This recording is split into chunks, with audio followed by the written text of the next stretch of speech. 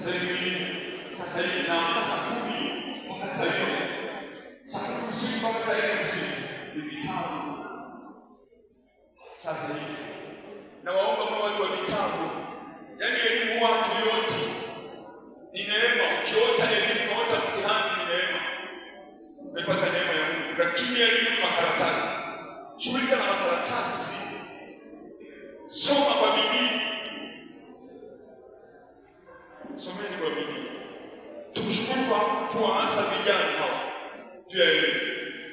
Lakini mwenye kutoa mfano, nimwambia yeye mwenyewe ni mfano, amepita hapo tulipopita na ana sifa njema katika elimu.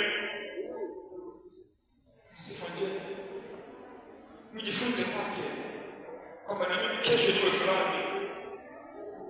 Tukushukuru sana, asante kwa kuwaasa vijana.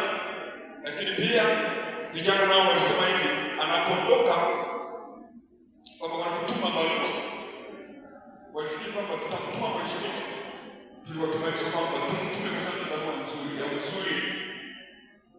Tunaomba tukutume barua hii, utupelekee hata kama iko tendo hili, utupelekee barua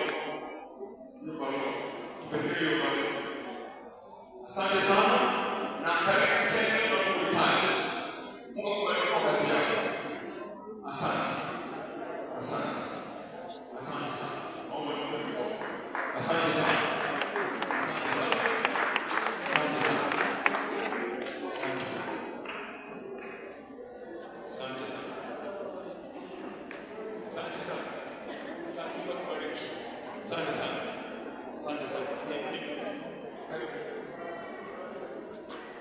Tumeshaelewa sana naomba na mimi kwa kitabu chenu kwa ajili ya form 2, form 4.